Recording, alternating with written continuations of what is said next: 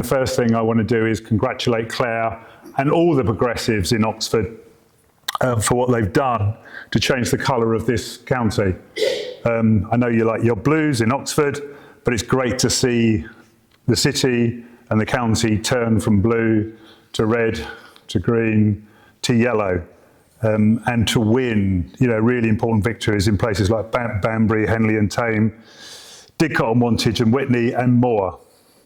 But I think the point is that winning office is never enough. You have to win power.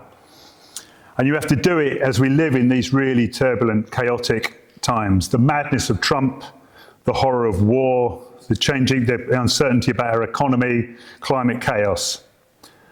Now, if only there was a kind of really simple device that could help us navigate these difficult times and get us to a good society, something that consistently pointed in the right direction and told us where to go. Now, I'm here to talk briefly about two recent Public Compass publications. Oh, there's an idea about something that could point us in the right direction and help us navigate these really turbulent, difficult times, a compass. So 2 Compass publications, After the Riots and Thin Ice. I don't know if we've got any copies of any of this stuff around, but if not, you can download it from the website. Let's start with After the Riots, which was published after, you can guess what events, which seemed like an awful long time ago now, doesn't it? It was last summer, the end of last summer when these things happened. And I wrote an analysis of what I thought was going on. And when I wrote it, I was really nervous, really, because it's very easy to have an analysis that says that this is all about bad people on the right, with their fake news, with their spreading of hatred, their organising, etc. And all of that is true. But it's much harder to look at yourselves and look at your own politics and look at what's happened over the last 20, 30, 40 years that has got us to this point. Because as I said in the piece, there's one very simple truth, that happy people in happy places don't riot and they're not racist. And if the progressive gamble is that given enough support, love and care, then most people will do the right things, which I think is what the belief of everyone in this room today, then surely that the opposite is the case. So riots are something that happens after decades of deindustrialization, when the kind of dignity and pride of work and places are replaced by, humiliating bullshit jobs or incapacity benefit. Riots are what happens when once proud and vibrant high streets are simply shut down and boarded up. They're what happens when there are kind of wave after wave of hostile change, austerity, then Brexit, then COVID, and now at very least austerity light, when people are already struggling. Riots are what happens when unelected and unaccountable Bank of England or the Office of Budget Responsibility decide how much money disabled people are going to get. Politics done to us by technocrats, not decided by us, by our politicians who are accountable to us. Riots are what happens when democracy doesn't work, when your vote is taken for granted and it's presumed that you have nowhere else to go and no one's going to listen to you, and your vote never counts anyway. Riots are what happens when the state is remote and cold and everything works for the rich and the already powerful and not for you. And this is the difficult bit, I think. Riots happen not just when people are economically left behind, but when emotionally and culturally they are othered. When we look down on them and sneer at them and think that their decisions over issues like Brexit are just plain stupid. But when people are given an emergency button to hit for the first time in their life, and the first time in their life, their vote really counts, and it's really important, and it's going to change stuff, however mad you think that is, then we have to really listen to those people and understand what's happened to their lives and why do they feel so alienated and why do they want to do that kind of act? Because they are desperate, because they are scared, because we haven't looked after them to the extent that we should, because we don't understand their lives. We didn't even know that that was going to happen. We didn't feel it was possible. We weren't in touch with our country and our people. So I think all of that stuff makes us think, and we should empathise more and condemn less. Yes, of course, over those summer weekends when there were the riots. Of course there are people that are racist, and of course there are people who are thugs, and of course we have to deal with them. But the majority of people who are now voting for reform, a quarter of our fellow country people, most of those people aren't racist, they're not thugs, they're people who are lost, frustrated and resentful. And I think they have a right to be, and we should be thinking about why they're like that. So as the days warm up, as it is today, and the days get longer, I think there will be more riots. I predict a riot because those people are still let down, still frustrated, still resentful. And they're particularly resentful because they were promised change last July and they haven't had it. So there's going to be more of this stuff. And all of this begs really difficult questions for us as progressives about nation and patriotism, about immigration and the pace of cultural change, about how we both face the future, but also we recognise the past, how we both modernise and conserve our country. What do we think about notions of class? How do we find the resources to invest in jobs and communities, public services and places that enrich our social soil and not just degrade it? How do we understand the causes of extremism without condoning it? How do we regulate social media? All this and more we have to work our way through. And that demands a politics that is both tolerant and curious, and people who are willing to say, I don't know, I'm not sure. People who want to negotiate a better future and not just impose it. Welcome to the world of Claire and Compass and the kind of politics that we try and promote, where we can be those kind of people and have those kind of conversations. So turning quickly to the other publication, Thin Ice, which was the work we did to analyse what happened last July, when Labour, of course, won really big, but the victory was wide but incredibly shallow. To our frustration in Compass, the election was all about kicking out the Tories, and we understand why that was. But we kept asking the questions, well, what then? What then? Right? And people didn't want to listen and they didn't want to talk about that. It was just get the Tories out. But there was always going to be a kickback to that. There are no shortcuts in politics. You have to dig really deep, intellectually, culturally and organisationally, if you want to change the world. And we didn't see that stuff going on within Labour. And now we are where we are.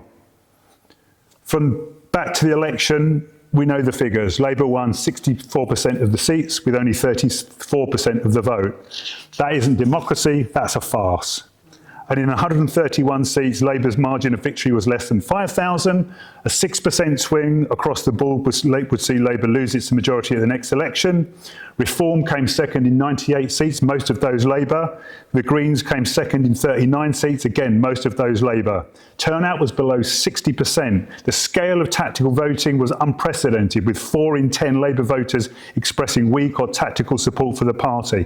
In almost 100 seats, the vote of the winning candidate was less than 35%. Again, that is not democracy, that is a farce. It used to be 10 seats of that number. Our democracy is not fit for purpose anymore. And get this, in 202 seats, what we in Compass call regressive tragedies, seats where the combined Tory and Reform vote was bigger than the winning progressive candidate. So all that Nigel Farage and whoever's going to be the next leader of the leader at the next election for the Conservative Party, all they have to do is exactly the same deal that Keir Starmer and Ed Davey did at the last election. Stand a paper-thin candidate, don't put any resources, don't put any time, and 202 seats could go to the right, just like that. So easy to do, they could sweep the board. And now Labour, with no plan and no vision, has quickly stumbled into what we'd say is survive the day mode. Their poll ratings have fallen by around 10%, while Reform have gained more than 10%. And look at the polling situation now. On many opinion polls, there are 5 parties polling in double digits.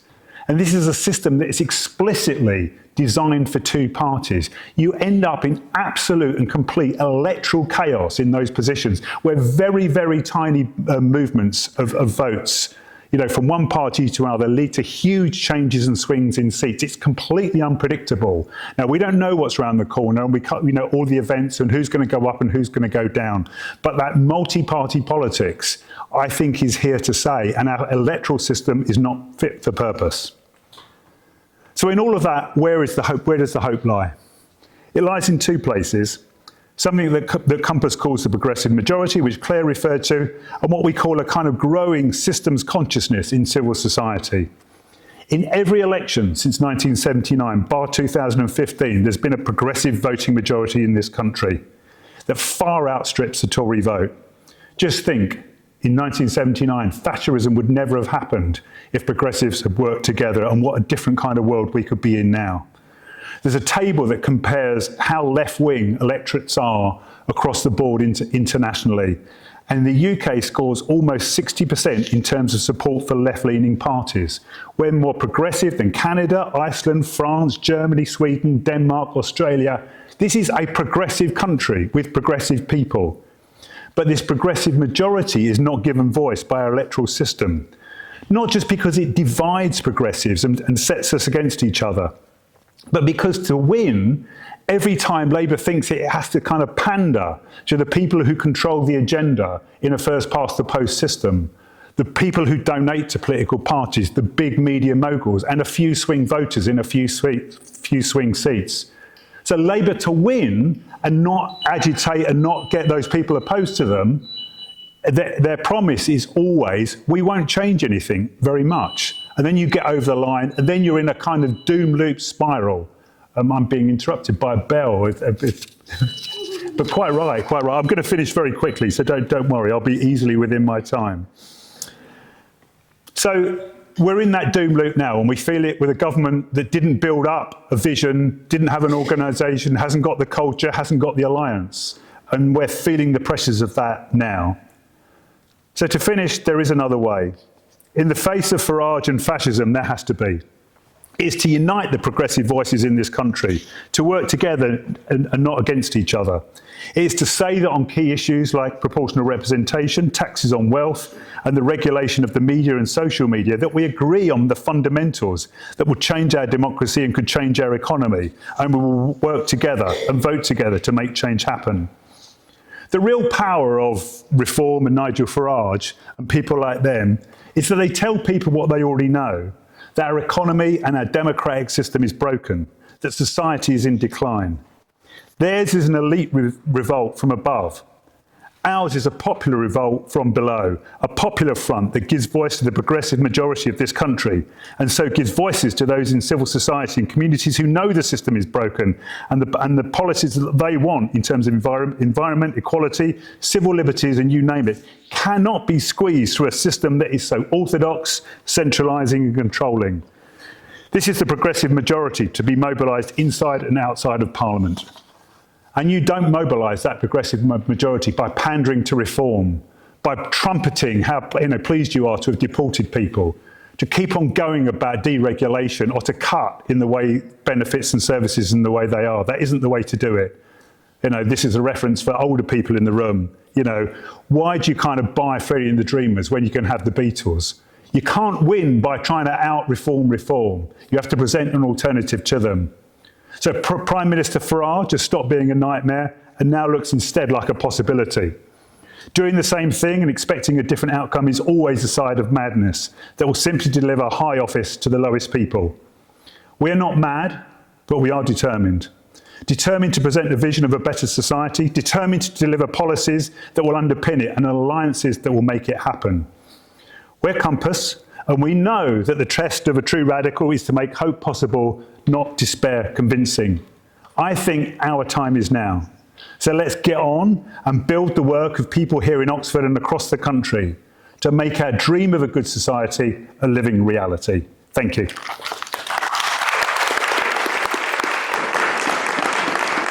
Thank you very much, Neal. That was very pertinent and fascinating. I'd just like to introduce our next speaker, Callum. Callum is Liberal Democrat MP for Bicester and Woodstock.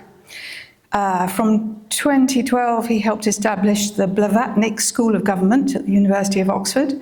He co-directed the school's international programmes for public leaders and led research projects on national education systems such as RISE and government performance such as INSICE. Callum was previously a senior UK civil servant, latterly leading the offices of the Deputy Prime Minister and Cabinet Secretary. Anyway, I'd just like to welcome Callum.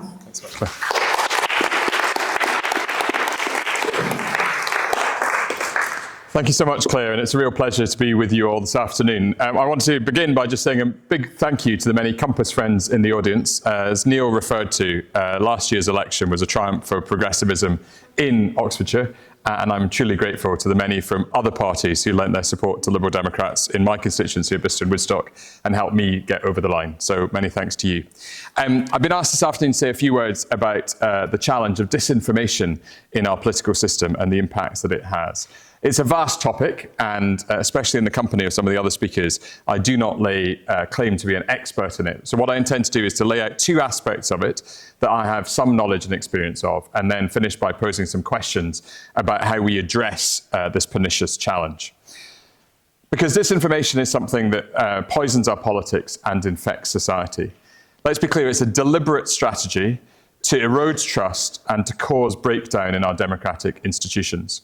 It's accompanied by narratives attacking the so-called elites, denigrating scientific method, contesting the legitimacy of courts and investigative journalism. This is designed to make people susceptible to false information. And it distorts the concept of free speech. Free speech goes from being, I'm entitled to express my views, to no one is entitled to challenge the selective basis of my views. So it undermines the whole idea that we should have rational contestation of ideas. So responding to this assault is really hard because it's a deliberate and concerted strategy. And it's clear that in this country, as in others, our democratic governments and democratic institutions are struggling with the challenge. However, we cannot leave it to the online companies who profit so significantly from the emotive impact of disinformation as other content to self-regulate.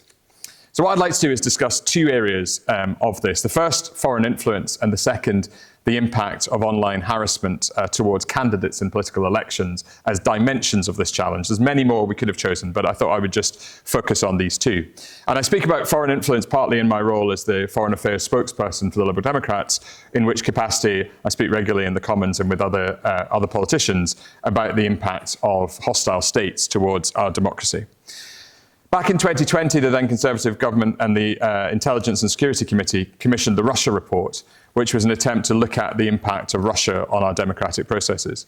As many of you will know, disappointingly, large portions of that report were redacted, so we couldn't see all of the information that the committee gathered. But what it was clear about was that there had been clear attempts at foreign influence in our democratic processes, both the Indy referendum in Scotland in 2014 and the Brexit referendum. And the report said, and I quote, "The UK is clearly a target for Russia's disinformation campaigns and political interference operations," end of quote. So this then leads to some concerns about who holds responsibility for challenging this. One of the aspects of that report was to look at the responsibility that the intelligence agencies feel they have. Now, all of us who know the history of democracies and the history in which democracies slide into autocracies worry when agencies of that type, who it is hard to scrutinise, take on a role explicitly in democracy. And what's really clear from the report is that the agencies are themselves struggling with that. It's pretty evident that they are self-limiting in their willingness to get involved in protecting democracy when it comes to the interference of foreign states. And yet who's left? If the agencies who have the capacity to monitor and track some of these things are not stepping into that space, it's left to agencies like the Department for Culture, Media and Sport or the Electoral Commission to do so.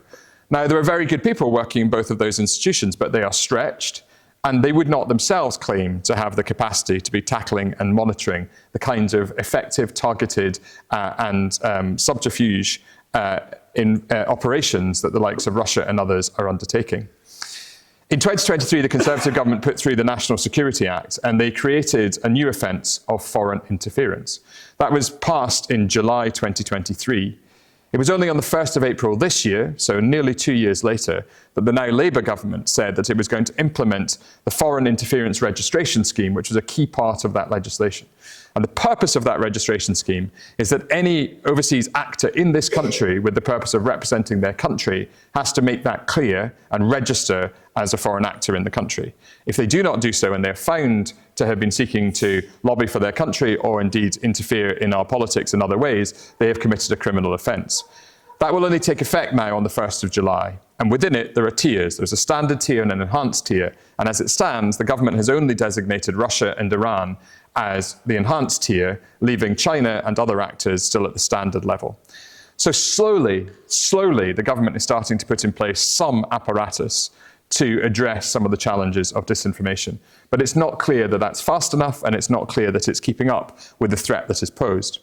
Labour government said in their manifesto last year that they would, on entering office, conduct a China audit, which would be intended to look at the operations of China in the UK and how China was impacting on UK interests.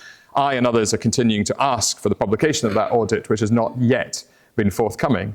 And at the same time, partly in the context of the Trump administration, we see a steady flow of ministers to Beijing, and indeed the chief of the defence staff was there this week along with the trade minister, seeking to build bridges, build relationships with China, all the time not putting in front of the Parliament or the British public the government's assessment of the threat that China poses to us. So we have that on the security side, and then, as you know, we also have the Online Safety Act. When the Online Safety Act was introduced, foreign influence and interference was made a priority offence. So there's an attempt in that legislation around how people behave online to include aspects of the elements that were included in the National Security Act.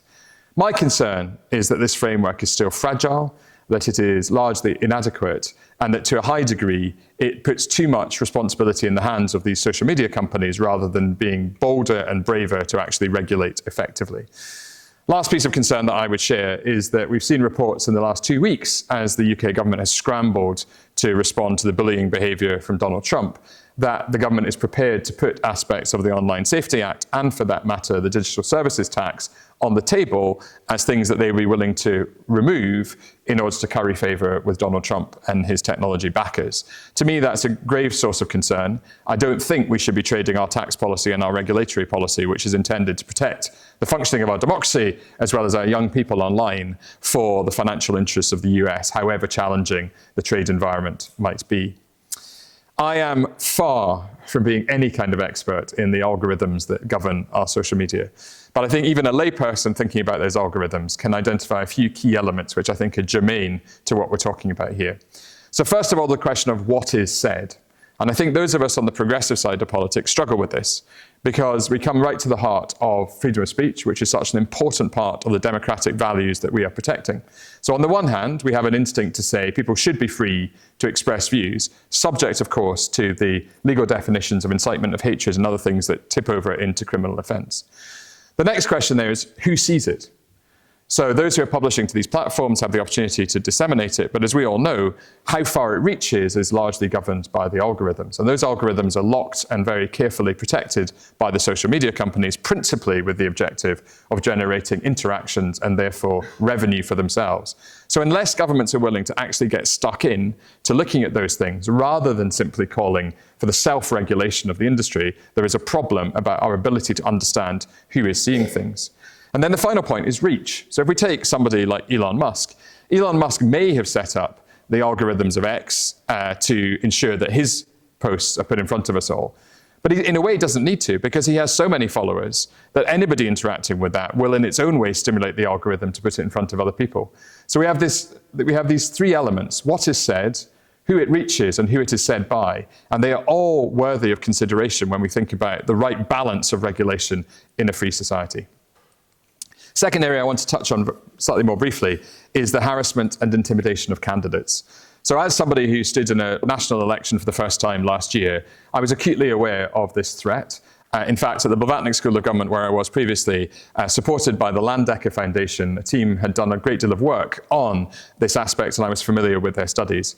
The Electoral Commission published research that showed that in the May 24 local elections, 43% of candidates said that they had experienced abuse or intimidation, and 10% self-described this as serious.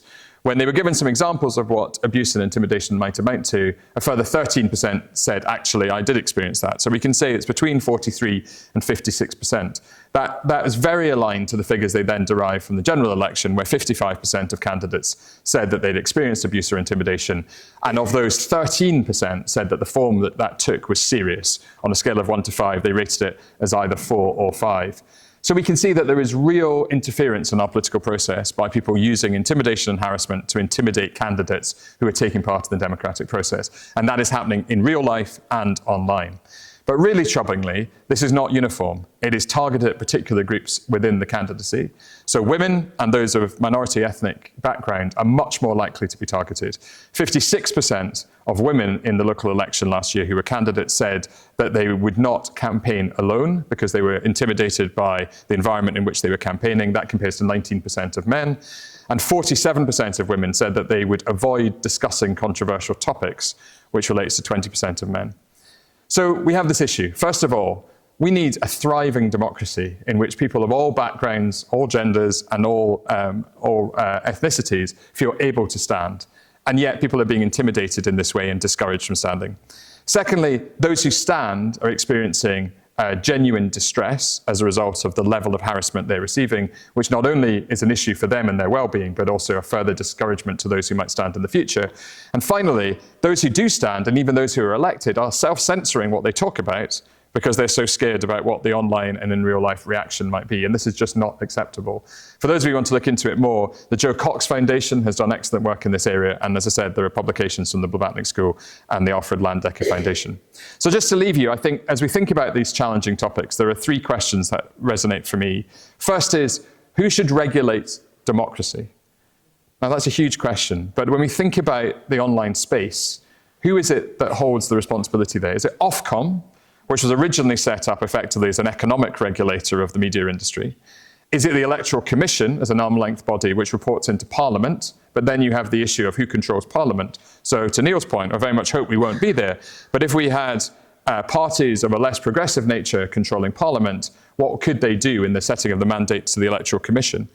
And then the second question I'd want to ask is who defends democracy? I've already highlighted this question about the role of the agencies in looking at what's happening online. Are we comfortable with that? Do we have fears about that in terms of the secrecy that goes with those agencies? And is that a trade that we're willing to make? And finally, who should identify and regulate misinformation? You know, part of the disinformation approach that I described is contesting truth, is trying to challenge the heart of what truth looks like. And consequently, who we charge with assessing information is not a neutral question. But we need, I think, to get braver at confronting these questions and getting a bit more muscular about standing up for what an open and free democracy looks like and how we can regulate the information with that in an effective way so we can ensure the ongoing health of our democratic system. Thank you.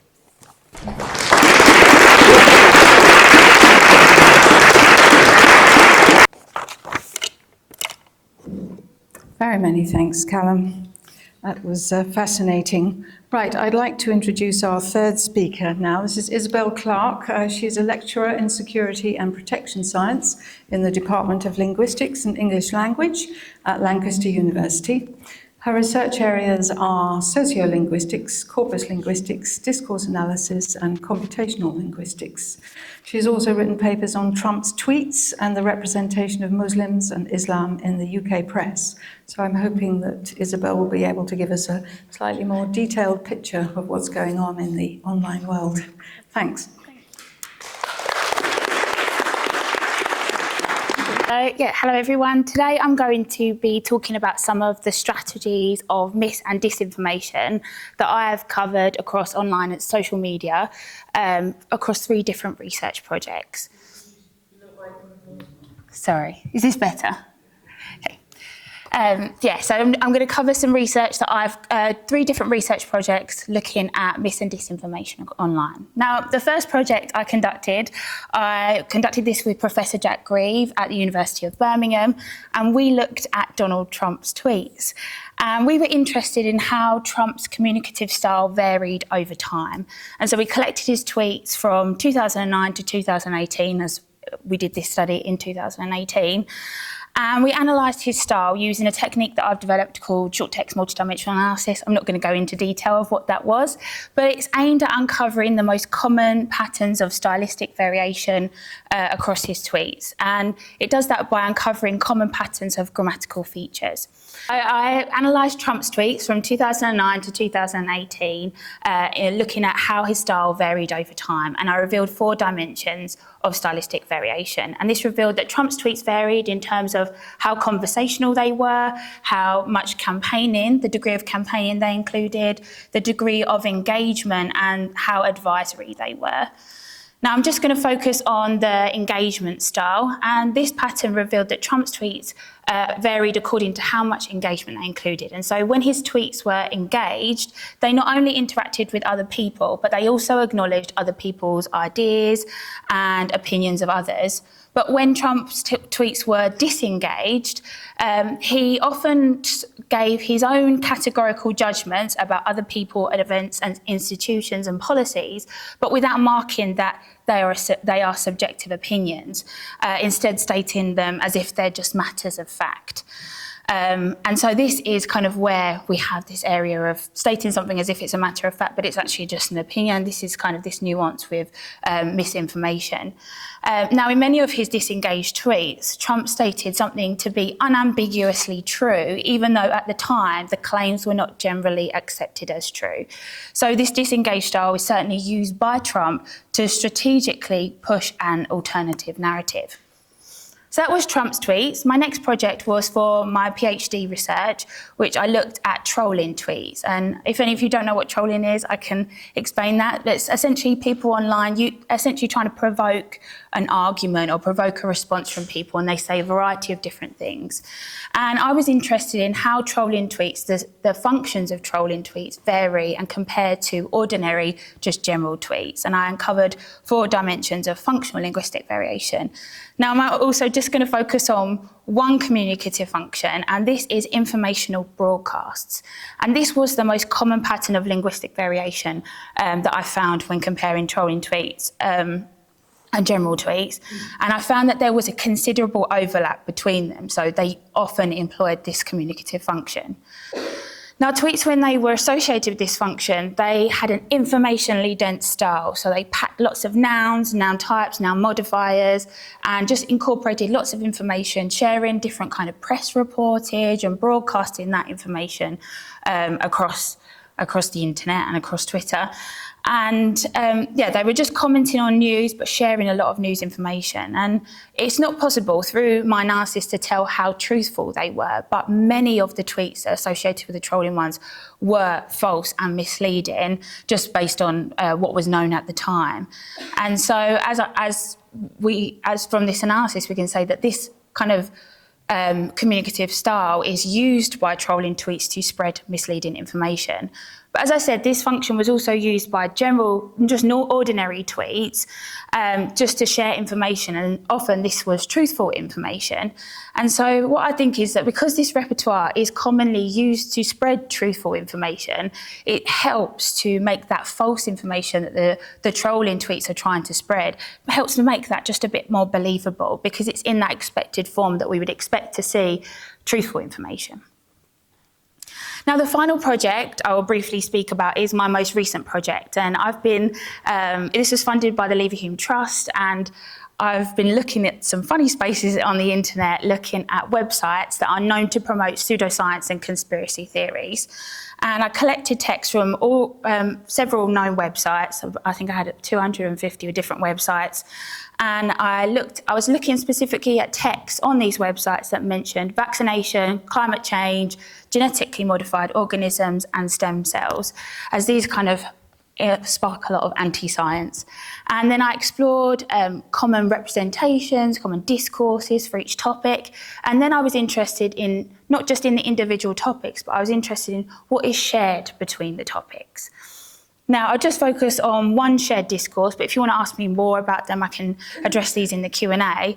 But the discourse that's shared across all topics is the idea that we are being lied to. And this discourse occurred in texts in relation to climate change by suggesting that by focusing on debates within climatology. So there are areas in climate science where there are debates and there's not necessarily full agreement, but that was then used to kind of say there is no consensus on anthropogenic global warming and climate change, and so as a result humans aren't making an impact on the climate. It was also used to say that the mainstream media are their reports on climate change are sensationalistic and causing alarm. So we shouldn't believe that. We shouldn't do anything. It's not as bad as they're making it out to be. With regards to vaccines, we are being lied to was kind of demonstrated in many texts talking about infection and death rates, saying that they aren't as bad as they're making it out to be. They often say that the virus isn't that bad. It will actually make us strong through the natural antibodies that you make. They say that we're being lied to because vaccines are not safe or effective, and that they've caused various disorders and diseases, which we know that that's not true. With regards to stem cells, they talk about chemotherapy and radiation quite a lot, as they critique these therapies, as they say that it doesn't kill cancer stem cells, so they're pointless treatments, and we're being lied to just to kind of profit the big pharmaceutical companies. They also talk about stem cell therapy that's worked on an individual person to then say it definitely does work and it will work on everyone, and that we're being lied to, suggesting that it doesn't necessarily work on everyone.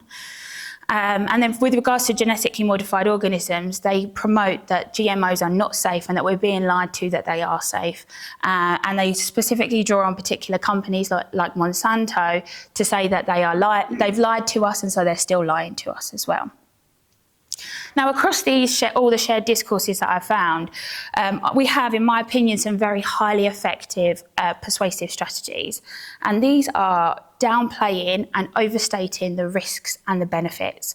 So, for instance, with regards to vaccines and viruses, the virus's risk is often downplayed as a way to suggest that we don't need the vaccines and that we don't need to have all these restrictions upon us, like lockdowns and social distancing and things like that. The risk of carbon dioxide is often downplayed, suggesting that we need it for life, and that it's therefore we don't need to worry about kind of reducing it. And if we do reduce it, that would have an even bigger impact on kind of life forms. Just by calling climate activists alarmists and the media sensationalistic, that leads to this idea that it's not as bad as they're making it out to be, which is kind of downplaying the actual risk of climate change. And by saying that, they often downplay the benefit of conventional medicine to say that you should just take natural supplements and things like that, because they say that conventional medicine isn't aimed at curing you. With regards to overstating the benefits and the risks, the vaccine side effects are often overstated to say that it will cause something, it will lead to different disorders like autism, and when we know that there are obviously side effects for vaccines, but they say that these are much more severe than they are. The benefits of CO2, as I said, these are often overstated as a way to kind of promote climate inaction. The promise of stem cells is overstated despite limited research. They suggest that just it works on one person, so it will work on everyone, and that's not the case.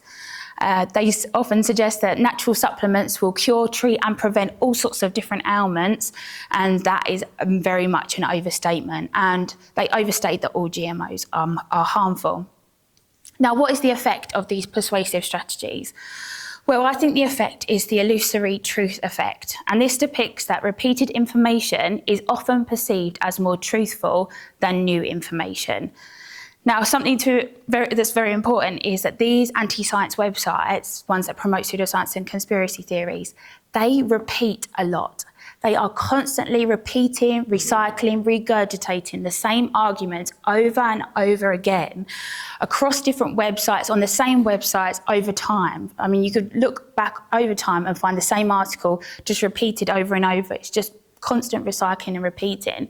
Now, I've uncovered through my research that not only is there lots of repetition across the different websites, but there's also these shared discourses that are repeated across topics. So the same idea that we are being lied to occurs for vaccines, occurs for stem cells, GMOs, and for climate change as well. And that just makes this all a bit more believable because they're hearing it again and again and again. So what are we up against? Well, I think we're up against three very highly effective and very persuasive strategies. The first is a simple strategy. The simple strategy is that they just make use of repetition, and repetition makes things much more easily believable. The second is that they pay homage to very subtle strategies. this downplaying and overstating isn't outright lying. They're not saying that climate change doesn't exist, but they're just saying that it's not as bad as they're making it out to be. And again, this makes it a lot more believable. And finally, the last strategy is a simulated strategy. By employing similar communicative styles and communicative functions as that people use in order to spread truthful and accurate information, this makes it a lot more difficult for the ordinary person to delineate fact from fiction. So simple, subtle and simulated strategies. And that's everything. Thank you very much.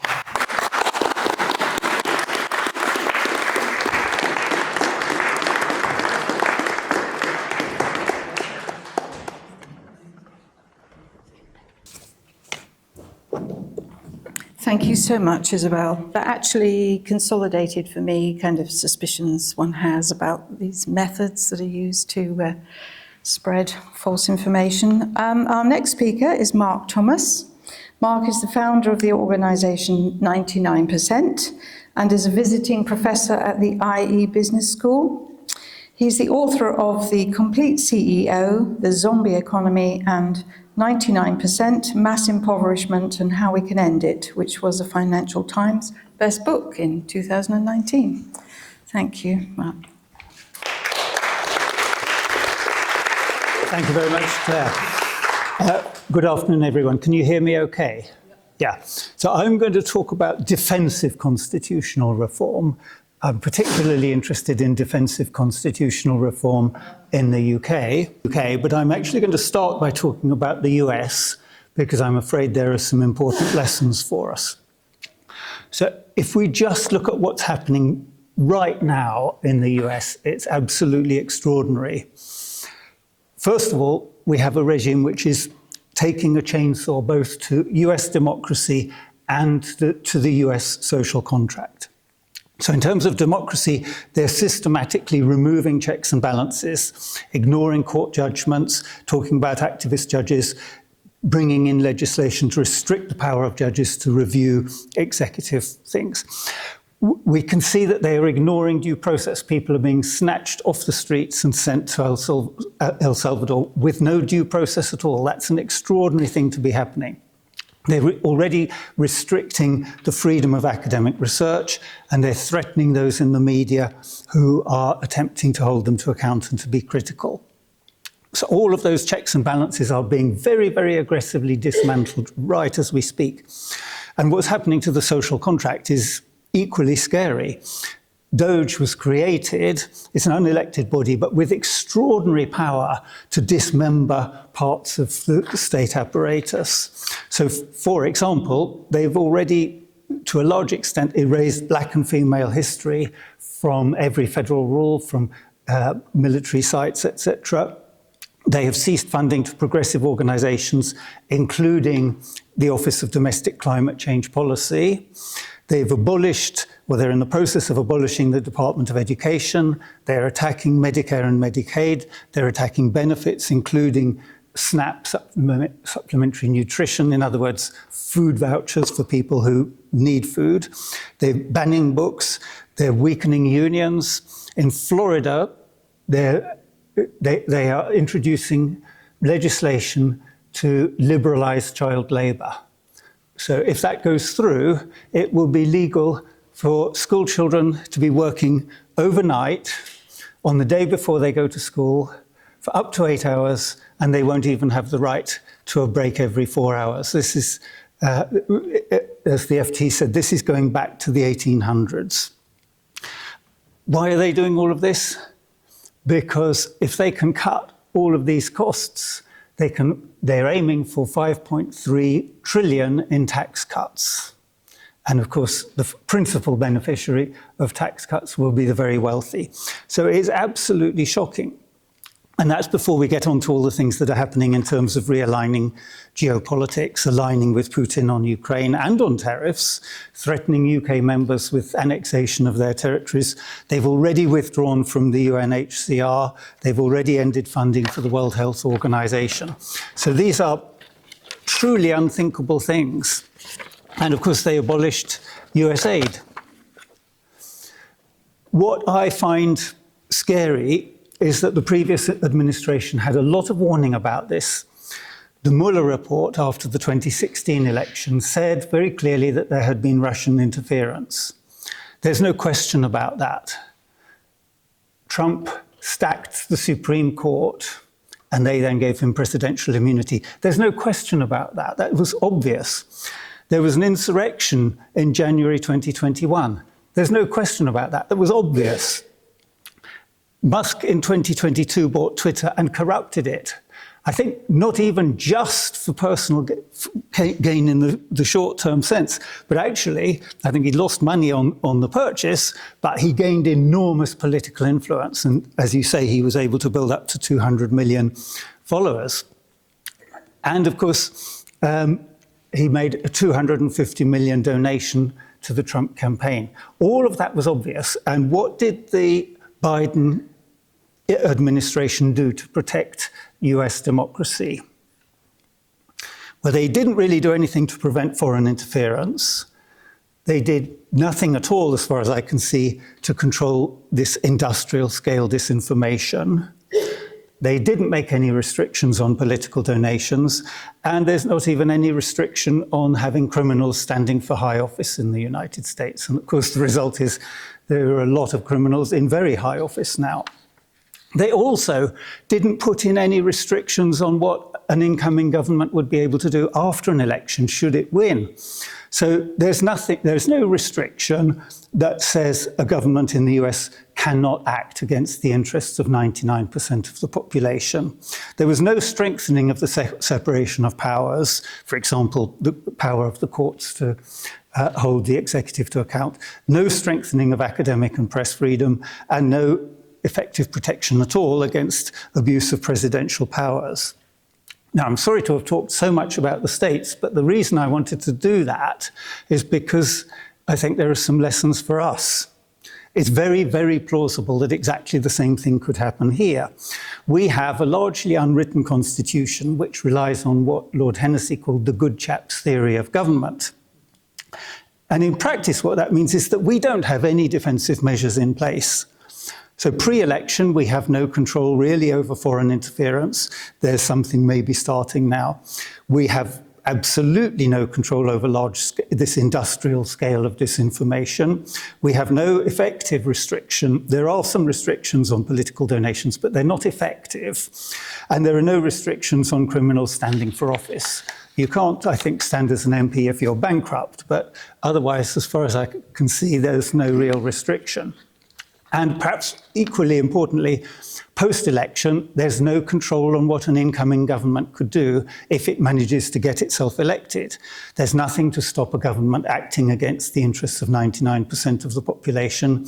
The separation of powers hasn't been strengthened, academic freedom isn't strengthened, and there's no protection against what 50 years ago Lord Hailsham warned us about. He used the phrase elective dictatorship, saying there's really no protection in the UK against us electing a prime minister who wants to act as a dictator. We've had 50 years of warning, we've done nothing. But we've also had a lot of recent practical warnings, just like the States. With Brexit, Callum mentioned the warnings that we had from the ISC about Russian interference, but we also know very well about the interference of organizations like Cambridge Analytica and Facebook conspiring to it wasn't just industrial scale disinformation, it was very, very sophisticated, targeted to the individual information. It was military-grade psychological operations targeted at the individual. We had that warning, we know that, that's a fact. Johnson and Cummings systematically removed checks and balances. So we are now one of few countries in Europe that doesn't really have the right to peaceful protest. And we saw, not very long ago, just a week or so ago, a Quaker meeting house, perhaps having a meeting rather like this one, was stormed by the police because they had reasonable suspicion that they might be planning some kind of disruptive protest. Well, that's pretty scary, actually. So they removed that one. They removed that right of peaceful protest. They purged the civil service. They introduced a judicial review bill in an attempt to restrict the power of judicial review. They wanted to reduce the power of whistleblowers, and they even went so far as proroguing, it was reversed, but they did go so far as proroguing Parliament to stop parliamentary scrutiny of what they were up to. All of that is fact. We know this. We know that Musk is now currently using his account to attack the government, to say that civil war in Europe and in the UK is inevitable, etc. We know that he offered $100 million to Farage. We also know that there's a group called Resolute 1850, which is seeking US funding for Farage. They've already pledged him $1 million. Well, we don't know exactly what's going on with his funding, but we know somebody's funding him now because his net worth is estimated at around $4 million, which is quite good, but it's not enough to enable you to spend £150,000 every month on Facebook advertisements. That dwarfs the combined spending of all the other parties in the UK. Somebody is funding him lavishly right now. So we've had the warnings. And although it's very clear, I think, that the world and the UK has many people who are not good chaps, our government currently seems to think and has said that constitutional matters are more of an issue for the second term.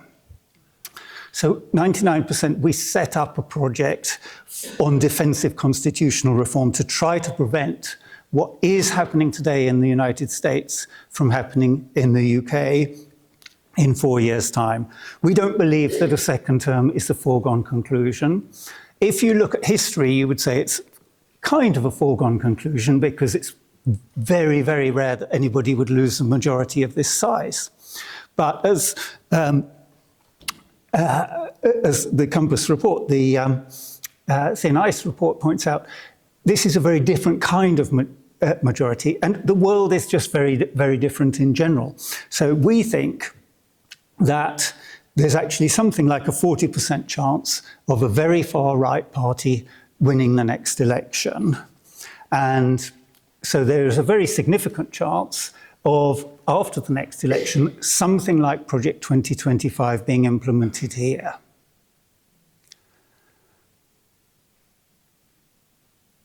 We're effectively, by not acting, we're effectively playing Russian roulette with British democracy and the British social contract.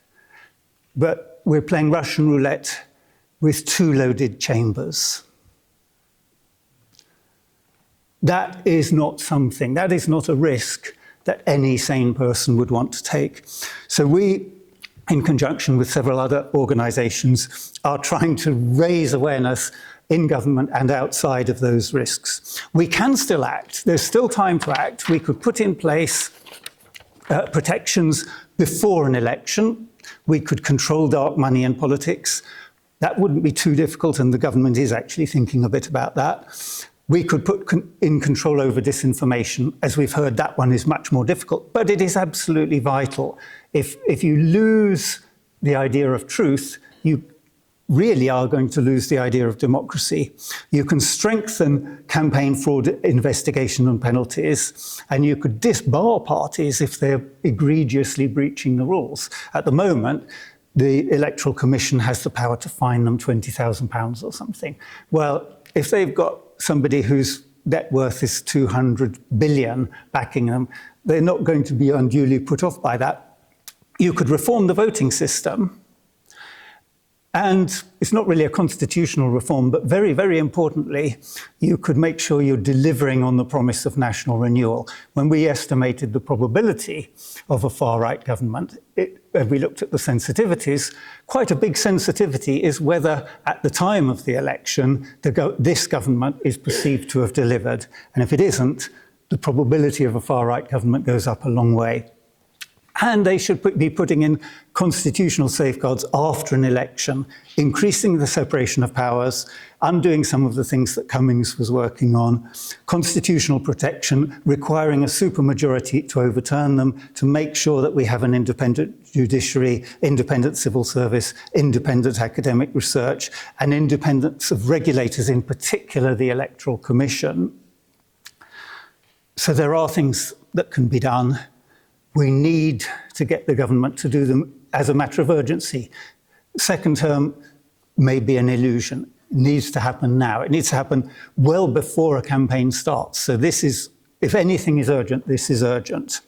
So if you're not already members of 99%, please do join us. It's an all-volunteer organisation, so it doesn't cost anything to join, but we do ask people to help by spreading the message and by getting involved in these projects that we run.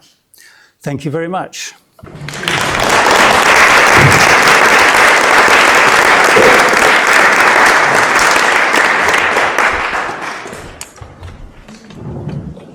Thank you very much, Mark. I think you really sort of consolidated why we're all here, our anxieties, as is everybody else in their own different ways. Our final speaker today is Tom Brake. Tom was elected as MP for Carshalton and Wallington in 1997 and was a government minister between 2012 and 2015. He is now the director of Unlock Democracy, a membership organisation which campaigns for democratic reforms in the UK, including proportional representation and House of Lords reform.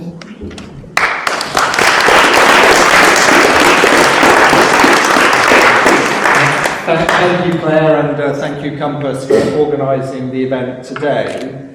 And I just wanted to start by saying my commiserations to Isabel. The thought of having to analyse Donald Trump's tweets and then look at 250 conspiracy websites, the mind boggles of the impact that has on someone. So, commiserations. What I'm going to say probably follows on fairly neatly from what Mark was talking about in terms of some measures which I think the government can take very soon. Particularly around the elections bill, which they are promising will be with us probably a white paper or a statement before the summer recess, and then sometime in the next session, not quite sure when that's going to be, but an elections bill in the next session. But before coming on to that, I suppose I wanted to ask you the question whether you think there is a crisis in terms of democratic engagement. And I think what Neal was saying at the beginning, I think reinforces that point, and I think some nods in the audience do as well. And if you look at some of the most recent statistics, so the fact that the general election turnout 60%, a very low turnout for a general election. If you look at the fact that there are 8 million people who are eligible to vote in UK elections but are not actually on the electoral register, I think that's also a significant sign of disengagement. If some of you may have seen that report from Channel 4, 52% of 13 to 27-year-olds believe that the country needs a strong man. I guess it probably would be a strong man, and someone who doesn't need to worry about Parliament. Now, if 52% of 13 to 27-year-olds think that, I think that is also a very significant sign of disengagement. And regrettably, there are many other statistics of this nature. So 16 to 17-year-olds, so attainers, so people who are going to go on the register to be there so they can vote when they're 18. In 2015, 45% of 16 to 17-year-olds were registered so they could vote when they reached 18. Now it's 16% by 2022. So I think across all of the statistics, there is very clearly an issue with engagement in politics, voting, representative democracy. So what can we do about this? So there are some very concrete things that the government can do, and some of them they've indicated they are going to do, and we will support them on that, and I know a lot of the other political parties will do as well. So given that will be in the election bill, and we very much welcome that. That's about, I think, boosting engagement, particularly if it's linked to decent education. So votes of 16, very much support that, and it will work as long as it is linked to decent citizenship education, so that 16-year-olds understand what it's about and why it's worth doing, why they don't perhaps want a strong man running the country as opposed to living in a democracy. Then there's automatic voter registration. So those 8 million people that I referred to who are not on the electoral register but are legitimate voters who could be voting. Automatic voter registration is the answer to that. Now the government are sort of a dance of the veils, really, in terms of whether they are going to do it or whether they're not going to do it. It's quite complicated, might be quite expensive. Maybe they'll do some really simple things. So the most obvious thing to do is to, when you apply for a passport or when you apply for a driving license, at that point, your data, and there are some privacy issues, your data is handed over to the electoral registration officer in the area your address is from, and then they put you on the electoral register automatically. So no longer filling in that form that comes around in October. Actually, you go on the register automatically, unless that you are a vulnerable person, and in those circumstances you wouldn't be put on. Otherwise, you're put on automatically, and then you're able to take part in elections. And the benefit from that, or one of the benefits, or maybe perhaps for some people it might be a disbenefit, is that the political parties will start knocking on your door. Because I know, and I'm sure Callum knows, and other politicians know, that if there's a door and there's no name, you're not going to knock there. Why would you? You're not going to capture any data about them, so you won't know what their views are. But if they're on the electoral register now, those 8 million people, then politicians will be knocking on their door and trying to find out who they are and listen to their views. So I think that would improve, engagement. Also, perhaps more controversial, extending voting rights to a wider range of group of people. Many organisations, including ours, support the idea that there are people who've lived in the UK for their whole lives. They might not be UK citizens or Commonwealth citizens, but they still, we think, should be entitled to vote. Now, so you get people on the register, and then you need ways of boosting voter engagement. A number of people, earlier speakers, have referred to the role that proportional representation could play to do that, because it means votes equal seats. And that is a pretty convincing argument, I would say, for most people, particularly if you have, in a series of elections, seen your vote not actually help to deliver a seat at all. And I still meet people who say, I've lived in this area for my whole life, and I've never yet actually voted for a candidate that I succeeded in getting elected. And with proportional representation, they would do that. The citizens' assemblies and the engaging people in the policy-making process, I think that would be a way of boosting voter engagement. If people feel that the opportunity to express a view isn't just once every 4 or 5 years in the ballot box, but actually there are opportunities either at a national level or at a local level, and many authorities, including Oxford, are doing this, of engaging people in citizen assemblies so they are participating, active participants in decisions that affect them. I think that's another way of boosting voter engagement. Big money in politics has been mentioned. If you want people to feel that their views are being heard, what you don't want is parties, and it's all across the board, the parties being funded mainly by donors who are donating £100,000 or more. And whatever a politician says, that donor is getting something for their money. What they're getting at the very least is that when a donor who has donated £100,000 or more calls or emails and says, I want to speak to the Member of Parliament, they're going to get that access. Far easier than the person who hasn't donated £100,000. So it does have influence, whatever anyone says. So by taking big money out of politics, capping the amount that can be donated, actually what that will force the parties to do, and in Canada's a good example of this, they then have to go and talk to and attract far more members to their party, and therefore far more smaller donors. So you break the stranglehold in some respects that those really big donors have on political parties. And perhaps the final thing to mention is just the issue of tackling the lack of trust in politicians. And I think this was an area where we were expecting fairly immediate action from the new government. Some of you will have heard this idea that the government were going to introduce an Ethics and Integrity Commission. It was talked about a lot in opposition, but I don't know where it's gone. I haven't heard anything about the Ethics and Integrity Commission really for the last 6 months. I hope it will happen. And if that Ethics and Integrity Commission had been in place 6 months ago, it's possible that some of the stories we are still seeing about ministers taking freebies wouldn't be in the news. Now, sometimes when my organisation runs campaigns around this, I'm attacked for freebies, that's a silly issue, it doesn't really matter, it's not big, it's not sort of geopolitics.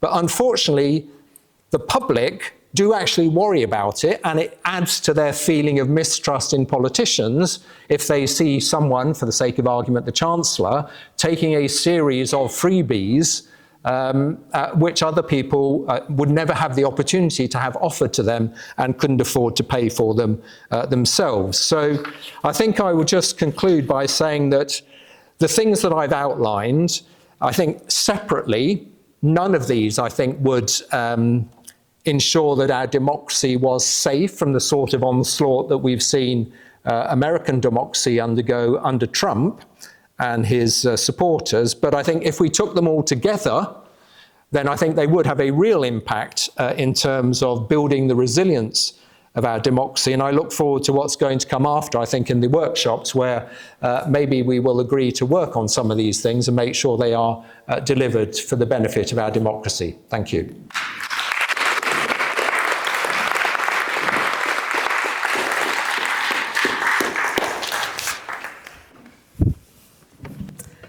Well, many thanks to Tom and to our entire panel. I think they all deserve another round of applause.